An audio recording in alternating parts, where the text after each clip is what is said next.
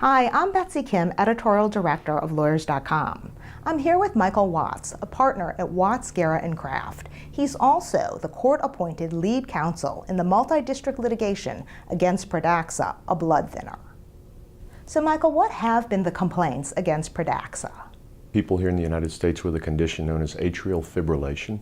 A drug known as Coumadin or warfarin has been around for about 60 years to thin their blood to reduce the risk of stroke. Coumadin has worked well for millions of people in reducing the risk of stroke. In 2010, a German company called Boehringer Ingelheim sought permission to introduce a competitor to Coumadin or warfarin, and that competitor is known as Pradaxa. The problem with Pradaxa is that unlike Coumadin, if you have a bleeding event on Coumadin or warfarin, you can reverse it. You can inject somebody with vitamin K and reverse the bleeding effect, and therefore people won't bleed to death. With Pradaxa, it has a different mechanism of action, and they introduce the product without a reversal agent.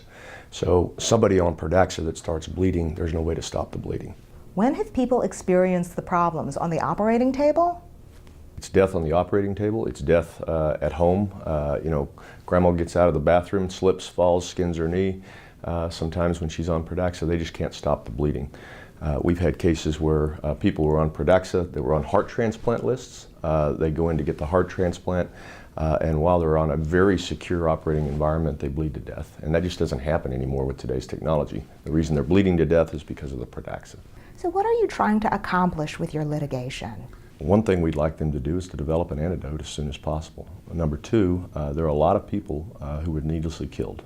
There's a lot of people who were needlessly catastrophically injured and have been pushed into a non-active state in their golden years, and those people are entitled to compensation. But thirdly, this kind of conduct needs to be punished so that other drug companies just aren't pushing out marketing gimmicks to make billions of dollars using the American people as unsuspecting lab rats.